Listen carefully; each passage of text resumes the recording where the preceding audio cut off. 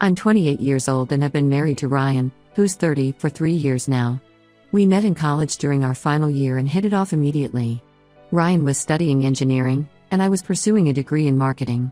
We bonded over our shared love for outdoor activities and our dreams of traveling the world together. Our relationship progressed quickly, and we moved in together shortly after graduation. Ryan landed a job at a local engineering firm, while I started working for a marketing agency. Everything seemed perfect, and we were excited about our future together. However, there was one aspect of our relationship that always caused tension: Ryan's younger sister, Emma, who's 26. From the beginning, Emma made it clear that she wasn't happy about our relationship. She and Ryan had always been incredibly close, and it seemed like she saw me as a threat to their bond. At first, I tried to be understanding. I knew that siblings could be protective of each other, and I hoped that Emma would warm up to me over time. I made efforts to include her in our plans and even suggested that we have regular family dinners together. But no matter what I did, Emma remained cold and distant towards me. As time went on, Emma's behavior became more problematic. She would often call Ryan late at night, claiming she needed his help with something urgent. More often than not, these emergencies turned out to be minor issues that she could have easily handled on her own. Ryan, being the caring brother he is, would always rush to her aid, even if it meant canceling our plans. When Ryan and I got engaged, Emma's attitude worsened. She constantly made snide remarks about how I wasn't good enough for her brother and how he could do better. She would reminisce about Ryan's ex-girlfriends in front of me, subtly suggesting that they were a better fit for him. These comments hurt, but I tried not to let them get to me. Our wedding day should have been the happiest day of our lives, but Emma found ways to make it about her. She gave a speech that was more about her relationship with Ryan than about our marriage. She barely mentioned me and spent most of the time talking about their childhood memories. It was uncomfortable for everyone present, but Ryan brushed it off, saying she was just emotional about her big brother getting married. After we got married, I hoped things would improve. I thought that once Emma saw how happy Ryan was, she would accept our relationship. But if anything, her behavior became even more possessive. She would show up at our house unannounced, often when Ryan was at work, claiming she needed to check on her brother. Despite these issues, Ryan and I managed to build a good life together. We both advanced in our careers, bought a house, and started talking about having children. But Emma was always there, lurking in the background, ready to insert herself into our lives at any moment. About 2 months ago, I had to undergo major surgery. It was a procedure I'd been putting off for years, but my doctor insisted it couldn't wait any longer. The surgery itself went well, but the recovery period was tough. I was bedridden for several weeks and needed a lot of help with daily tasks. Ryan was supportive at first. He took time off work to help me recover, even though I told him it wasn't necessary. I appreciated his care, but I also knew it was putting a strain on his job. His boss wasn't thrilled about him taking so much time off, especially since they were in the middle of a big project. It was during this time that Emma started to become more present in our lives again. At first, she offered to help with my recovery, which surprised me. I thought maybe she was finally warming up to me. But it quickly became clear that her real intention was to spend more time with Ryan. She started coming over every day, ostensibly to help but mostly just to talk to Ryan. She would sit with him for hours, reminiscing about their childhood and talking about their family. I often felt left out of these conversations, stuck in bed while they chatted in the living room. As the weeks went by, I noticed Ryan starting to act distant. He wouldn't talk to me as much and was constantly texting on his phone. When I asked him about it, he said Emma was going through a tough time and needed his support. Apparently, she had recently broken up with her boyfriend and was struggling to cope. I tried to be understanding, but it was hard not to feel frustrated. Here I was, recovering from major surgery, and my husband seemed more concerned about his sister's breakup than my well-being. Things came to a head when Ryan told me he was considering quitting his job. I was shocked. He had always loved his work and was on track for a promotion. When I asked him why he would even consider such a drastic move, he explained that Emma had suggested he leave his job and move in with her for a while. According to Ryan, Emma was struggling financially after her breakup and needed help paying her rent. She had convinced him that he could use this time to clear his head and figure out what he really wanted to do with his life. I couldn't believe what I was hearing. It seemed like Emma had completely manipulated the situation to her advantage. I tried to reason with Ryan. I reminded him of how hard he had worked to get where he was in his career. I pointed out that Emma was an adult and should be able to manage her own finances. But Ryan was adamant that his sister needed him. Our argument that night was intense. I felt like I was losing my husband to his sister's manipulations. Ryan accused me of being unsupportive and selfish, not understanding the importance of family. I couldn't believe he was saying these things to me, especially when I was still recovering from surgery. As I lay in bed that night, unable to sleep, I realized that our marriage was in serious trouble. Emma had always been a problem, but now she had driven a wedge between us that I wasn't sure we could overcome. I felt alone and scared, unsure of what the future held for us. Update 1. After my initial post, I took some time to reflect on the situation and gather my thoughts. Many people who responded to my post suggested that I confront Ryan directly about the issue with Emma. I knew they were right. We needed to have an honest conversation about what was happening to our marriage. I waited until I was feeling a bit stronger physically before initiating the conversation. One evening, after Ryan came home from work, I asked him to sit down with me. I explained that we needed to talk seriously about our relationship and the impact Emma was having on it. I started by telling Ryan how much I was struggling with his decision to potentially leave his job and move in with Emma. I reminded him of all the hard work he had put into his career and how close he was to a promotion. I also pointed out that this decision wasn't just affecting him, it was affecting our entire future as a couple. I tried to be as calm and rational as possible, explaining that while I understood his desire to help his sister, it felt like our marriage was taking a backseat to Emma's needs. I told him how hurt I felt that he seemed more concerned about Emma's breakup than my recovery from surgery. Ryan's reaction was not what I had hoped for. Instead of listening to my concerns, he became defensive immediately. He accused me of being unsupportive of his family and not understanding the bond he shared with Emma. He said that Emma had been there for him his entire life and that he couldn't just abandon her when she needed him. I was taken aback by his response. It felt like I was talking to a completely different person, not the man I had married. Emma's influence over him was clearly stronger than I had realized. As our conversation continued, Ryan dropped a bombshell that left me speechless. He told me that Emma had shown him text messages that supposedly proved I was planning to leave him once I recovered from my surgery. I couldn't believe what I was hearing. I had never sent any such messages, and I told Ryan as much. Ryan insisted that the messages were real. He said that Emma had borrowed my phone briefly while I was recovering, and that's when she discovered the messages. According to Ryan, the texts were between me and a friend, discussing my plans to leave him once I was back on my feet. I was completely blindsided by this accusation. It was clear to me that Emma had either faked these messages or sent them to herself from my phone. I tried to explain this to Ryan, but he was already convinced of my supposed betrayal. He refused to believe that Emma would lie about something so serious. I asked Ryan to show me these alleged messages, but he said Emma had only shown them to him briefly and hadn't sent him copies. This made me even more certain that the whole thing was a fabrication on Emma's part. The conversation quickly deteriorated from there. Ryan accused me of never liking his sister and always trying to come between them. He brought up instances from the past where he felt I had been unsupportive of his relationship with Emma. It was as if every minor disagreement we'd ever had about Emma was now being used as evidence against me. I tried to defend myself, reminding Ryan of all the times I had made an effort with Emma despite her constant hostility towards me. I brought up the family dinners I had organized, the times I had included her in our plans, and how I had always encouraged Ryan to maintain a close relationship with his sister. But it seemed like none of that mattered to him now.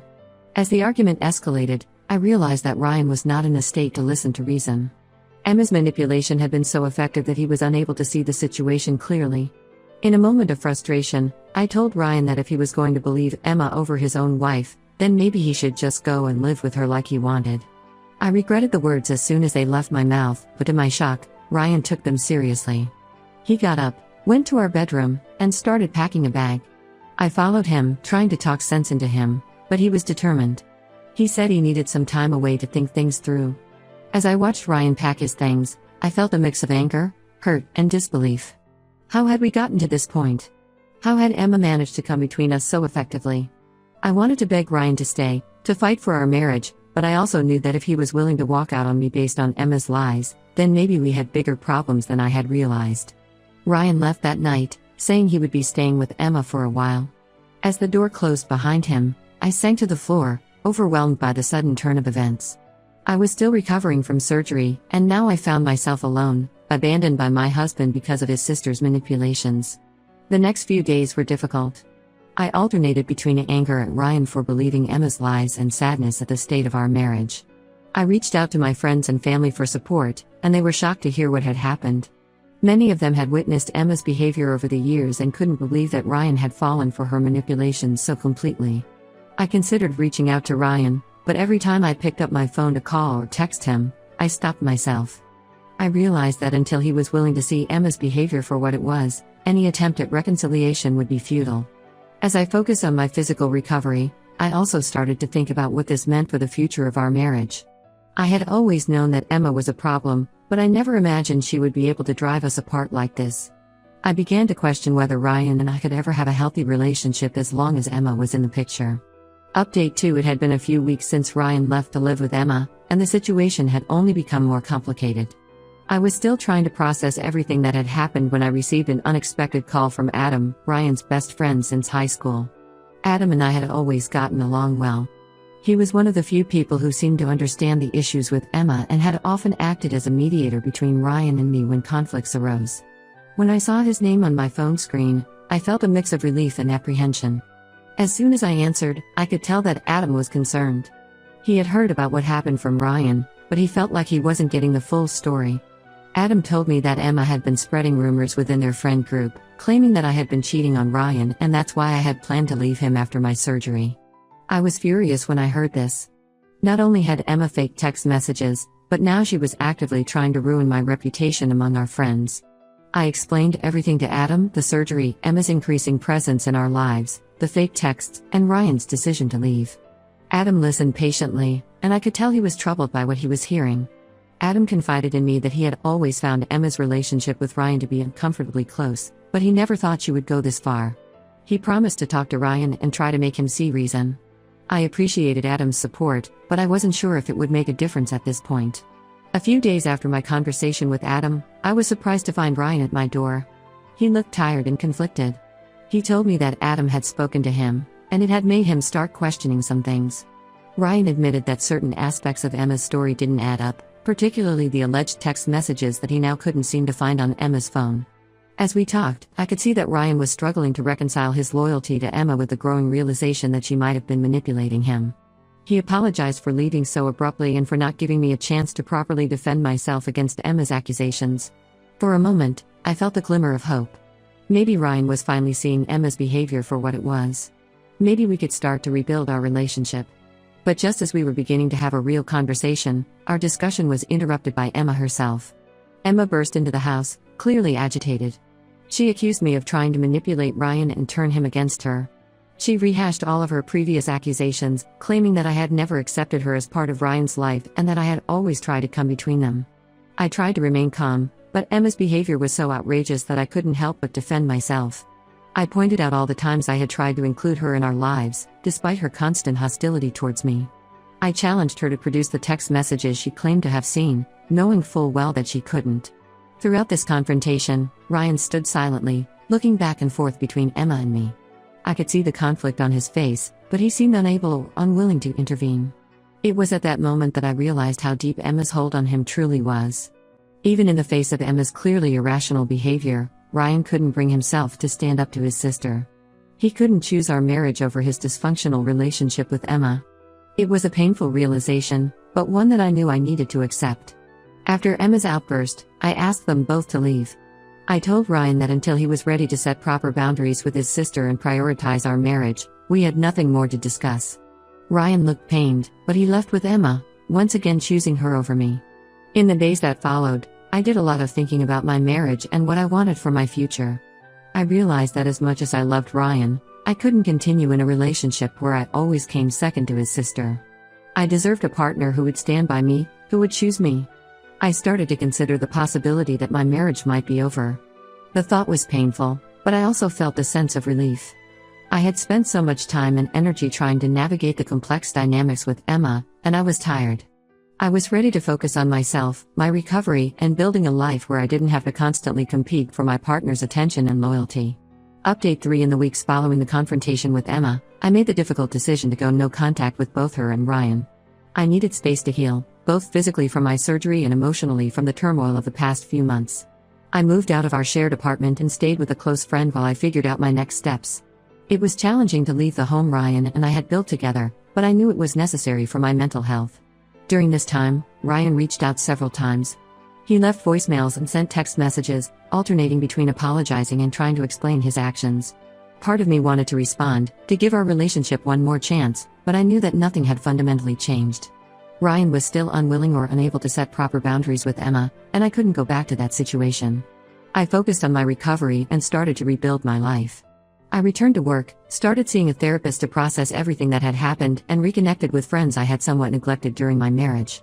Slowly but surely, I started to feel like myself again. As I gained clarity and distance from the situation, I became more certain that ending my marriage was the right decision. I contacted a lawyer and began the process of filing for divorce. It was a painful step, but I knew it was necessary. When Ryan found out about the divorce proceedings, he made one last attempt to reconcile. He came to my new apartment, promising that things would be different, that he would set boundaries with Emma. But I had heard these promises before, and I no longer believed them. I told Ryan that while I cared for him, I couldn't continue in a marriage where I always came second to his sister. Emma, predictably, didn't take the news of our impending divorce well. She continued to spread rumors about me among our mutual friends, claiming that I was the one who had ruined the marriage. Some people believed her, but many saw through her lies.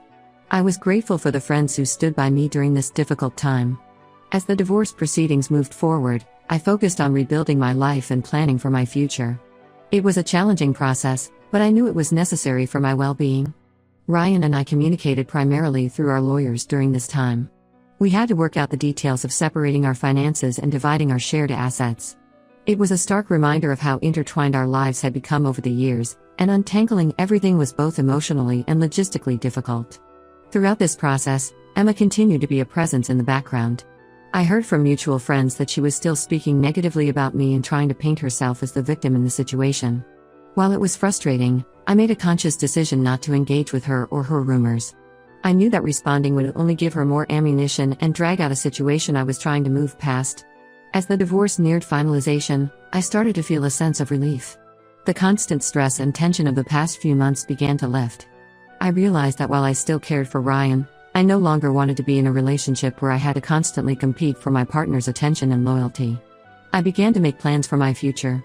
I considered taking a job opportunity in another city, something I had always wanted to do but had put off because of my marriage.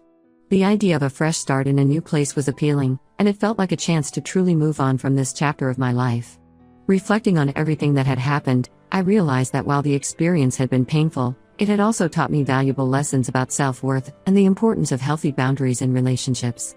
I knew that in my future relationships, I would be more aware of these issues and better equipped to address them. As I signed the final divorce papers, I felt a mix of sadness and hope. It was the end of a significant chapter in my life, but also the beginning of a new one. I was looking forward to focusing on my own growth and happiness, free from the constant drama and tension that had characterized the last few years of my marriage. In the end, while I never expected my marriage to end this way, I knew I had made the right decision for myself. I was ready to move forward, stronger and wiser from the experience.